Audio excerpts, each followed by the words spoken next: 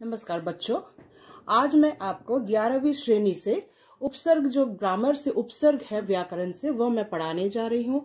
यदि आपके पास हिंदी साहित्य का इतिहास ये वाला किताब है तो इसमें जो व्याकरण खंड है उसको आप रेफर कर सकते हैं।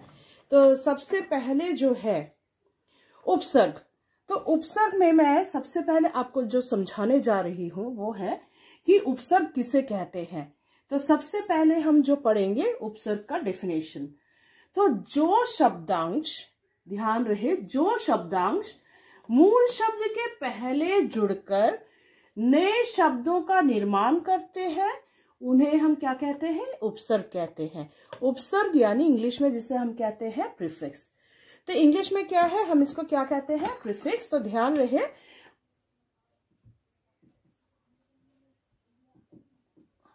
तो जो शब्दांश मतलब उपसर्ग यानी शब्द के पहले जुड़कर नए शब्द का निर्माण करता है। तो जो शब्द, शब्दांश मतलब शब्द का अंश जो है शब्द के पहले, मूल शब्द के पहले जुड़कर क्या करता है? नए शब्द का निर्माण करते हैं, उन्हें हम क्या कहते हैं? उपसर्ग कहते हैं। ध्यान रहे, उपसर्ग तो तुम लोग बचपन से करते आ रहे हो, क्लास 5-6 से कर रहे हो, तो ये कोई नई बात नहीं है। तो अब देखो, तुम्हें एक बात का ध्यान मैं दे देना चाहती हूँ, जो है कि आप लोगों का जो भी उपसर्ग आएगा वो पाठ्य पुस्तक से संबंधित होगा। ठीक है, तो पाठ्य पुस्तक से संबंधित उपसर्ग ही आपके आएंगे। तो सबसे पहले उपसर्ग जो है, आज मैं इसमें जो मैंने करवाया है, तुम्हारे यूनिट टेस्ट के सिलेबस से मैंने करवाया है, मेरे राम का मुकुट भीग रहा है। तो यहाँ पर देखो, मेरे राम का मुकुट भीग रहा है, उस पाठ से मैंने कुछ उपसर्ग दिया है, उसे आप लोग ध्यान से देखिए। मैंने जैसे उदाहरण के तौर पर यहाँ पर शब्द दिया है प्रतीक्षा। पहला जो शब्द दिया है वो देखो, प्रतीक्षा।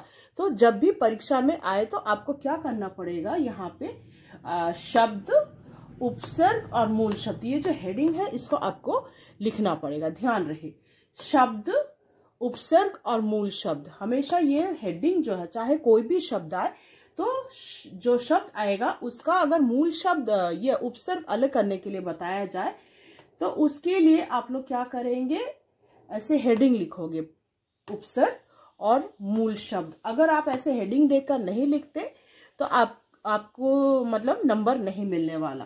ठीक है, तो सपोज यहाँ पे मैंने एक शब्द दिया है, ये देखो, मेरे राम का मुकुट भीग रहा है, उससे मैंने कुछ उदाहरण दिया है, प्रतीक्षा। तो प्रतीक्षा जो शब्द है, इसका उपसर्ग क्या है? उपसर्ग हमेशा आगे होता है, यानी प्रति हो गया उपसर्ग, और ईक्षा क्या हो गया? ईक्षा हो गया मूल शब्द। दूसरा उदाहरण मैंने दिया है, जैसे अनाम। अनाम में देखो, अ हो गया क्या? अ हो गया उपसर्ग और नाम हो गया मूल शब्द। तो अनाम में अ हो गया उपसर्ग और नाम हो गया मूल शब्द। तीसरा उदाहरण मैंने यहां से देखो, मैंने दिया है बेहद। बेहद में देखो, बे हो गया उपसर्ग और बाकी जो रह गया हद, तो हद हो गया क्या? आपका मूल शब्द। तो इस प्रकार मैंने बहुत सारे उदाहरण दिए हैं, उनको आप एक एक करके देखते जाइए। नेक्स्ट उदाहरण मैंने दिया है अनुमति। तो अनुमति में देखो, अनु हो गया, यहाँ पे अनु क्या हो गया? अनु हो गया उपसर्ग और मति हो गया मूल शब्द, अनुमति। तो उसके बाद देखो, नाराज। ना हो गया उपसर्ग और राज हो गया आपका मूल शब्द, नाराज। ठीक है, फिर अगला उदाहरण मैंने जैसे दिया है आहट। आ हो गया मूल शब्द, आ हो गया उपसर्ग और हट हो गया क्या? आपका मूल शब्द, आहट। उसी प्रकार यहाँ पर देखो, विदेश। विदेश में क्या हो गया? वी हो गया आपका उपसर्ग और देश हो गया आपका मूल शब्द। अब एक बात का ध्यान रखिए, जब भी अनुस्वार रहता है, अनुस्वार यानी जो बिंदु होता है, यहाँ पे देखो संगीत, यहाँ पे संगीत में अनुस्वार हमेशा ध्यान रहे वह म में बदल जाएगा। म में हलंत, अनुस्वार क्या है, किस में बदल जाएगा? हलंत में। तो संगीत तो हो जाएगा सम, म में हलंत सम, और फिर हो जाएगा गीत। असुरक्षित, असुरक्षित में अ हो गया उपसर्ग और सुरक्षित हो गया मूल शब्द। तो उसी प्रकार आपका हो गया निर्वासित, निर क्या हो गया आपका उपसर्ग, निर, यहाँ पे रेफ है तो रेफ र में बदल जाएगा और वासित। फिर देखो नेक्स्ट जो है असाधारण, अ हो गया मूल शब्द, साधारण हो गया, सॉरी अ हो गया उपसर्ग और साधारण हो गया आपका मूल शब्द। और एक उदाहरण दिए हैं जैसे अखंड, अ हो गया आपका उपसर्ग और खंड हो गया आपका मूल शब्द। फिर और एक उदाहरण देखो इधर समर्थ, स हो गया, क्या हो गया, स हो गया यहाँ पे आपका उपसर्ग और मर्थ, समर्थ, सम हो गया, स म में आपको हलंत देना पड़ेगा, सम हो गया क्या आपका उपसर्ग और मर्थ हो गया आपका अर्थ, सम के साथ अर्थ, समर्थ, सम और यहाँ पे हो गया अर्थ, अर्थ क्या हो जाता है आपका मूल शब्द। उसी प्रकार है दुर्निवार,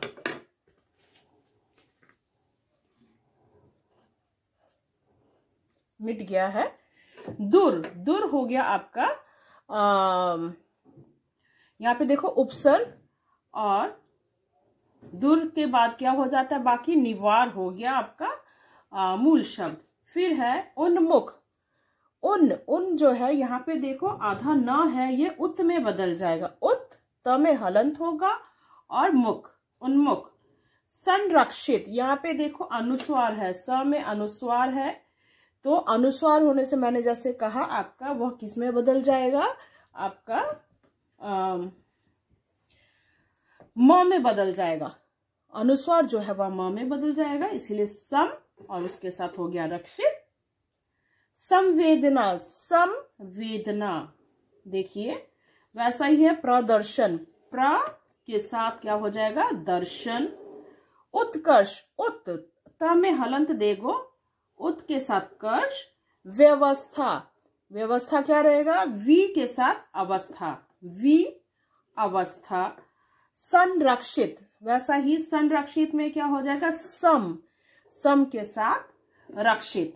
तो इस प्रकार मैंने आपको यहाँ पर मेरे राम का मुकुट भीग रहा है, इस चैप्टर से मेरे राम का मुकुट भीग रहा है, इसमें से मैंने कुछ उदाहरण दिए हैं। तो मेरे राम का मुकुट भीग रहा है, इससे कुछ उदाहरण दिए। इसके बाद मैं जो है आपका और एक जो चैप्टर करवाया है मैं नर्क से बोल रहा हूँ, उससे भी मैं कुछ उदाहरण आपको करवाऊंगी। इसके पहले मैंने आपको मेरे राम का मुकुट भीग रहा है पाठ से मैंने उपसर्ग करवाया था, कुछ उदाहरण दिया था। तो इस बार मैं देखो मैं नर्क से बोल रहा हूँ से मैंने फिर से कुछ उदाहरण दिए हैं। आप इन उदाहरणों को अच्छे से घर पर प्रैक्टिस करोगे। तो यहाँ पे जैसे मैंने यहाँ पे देखो मैंने पहले ही कहा था उपसर्ग किसे कहते हैं, मतलब जो शब्दांश जो है शब्द मूल शब्द के पहले जुड़कर नए शब्द का निर्माण करता है, उसे हम क्या कहते हैं, उपसर्ग कहते हैं। तो यहाँ पे देखो और है शब्द, में और भी कुछ शब्द दी हूं, जैसे बेजुबान, ठीक है, बेजुबान, तो बे क्या हो जाएगा उपसर्ग और जुबान जो है वो हो जाएगा मूल शब्द। अरुचिकर, तो अरुचिकर में क्या है, अ हो जाएगा आपका उपसर्ग और रुचिकर हो जाएगा मूल शब्द। वैसे ही देखो बेकार, बे हो जाएगा आपका उपसर्ग और कार हो जाएगा मूल शब्द। अन्याय, अन्याय में देखो अ हो गया आपका क्या हो जाएगा उपसर्ग और न्याय जो बाकी रह जाता है न्याय वह हो जाएगा क्या आपका मूल शब्द। वैसा ही अपर्याप्त, अ जो हो जाएगा क्या हो जाएगा, अ हो जाएगा आपका उपसर्ग और पर्याप्त जो है वह हो जाएगा मूल शब्द। तो मूल शब्द के पहले क्या जुड़ता है, उपसर्ग जुड़ता है, ध्यान रखिएगा। अच्छा, सहानुभूति, सह हो गया आपका उपसर्ग और अनुभूति बाकी जो रह गया अनुभूति, तो अनुभूति हो गया मूल शब्द। मूल शब्द के पहले सह जुड़कर क्या हो गया, सहानुभूति। वैसा ही सुगंध, सु हो गया उपसर्ग और गंध हो गया मूल शब्द। संसद, सम, मैंने पहले कहा था अनुस्वार रहा तो वह म में बदल जाएगा, म में हलन तो सम के साथ सद संसद। प्रतिवाद, प्रति के साथ वाद हो जाता है प्रतिवाद। अनुभूति, अनुभूति में क्या हो जाएगा, अनु हो जाएगा आपका उपसर्ग और भूति जो है वह हो जाएगा मूल शब्द। अकर्मण्य, अ हो जाएगा क्या आपका शब्द के पहले, देखो यहाँ पे मूल शब्द जो है, मूल शब्द के पहले क्या लगता है तो ये हो गया, अ हो गया आपका क्या उपसर्ग और कर्मण्य हो गया मूल शब्द। निराश, निर, र में हरण, निर के साथ आश हो गया आपका निराश, निर हो गया उपसर्ग और आश बाकी जो है वह हो गया आपका मूल शब्द। सुगंध, सु हो गया आपका उपसर्ग और गंध क्या हो गया आपका मूल शब्द। निर्माण, निर हो गया, निर में देखो हलंत है और मान हो गया आपका मूल शब्द। तो वैसा ही और एक शब्द मैंने यहाँ पे दिया है, देखो लास्ट वाला पर्याप्त, परी, परी हो जाएगा आपका उपसर्ग और आप्त हो जाएगा आपका मूल शब्द। तो यहाँ पर मैंने आपको और एक जो चैप्टर मैं नर्क से बोल रहा हूँ उसी से संबंधित मैंने और कुछ उदाहरण भी समझा।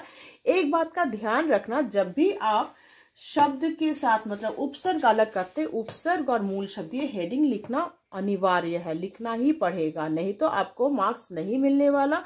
और दूसरी बात ध्यान रखें कि आप बीच में कोई भी जोड़ चिन्ह नहीं दोगे। यदि आप इस प्रकार का जोड़ चिन्ह देते हो तो आपका उत्तर हम कैंसिल कर देंगे।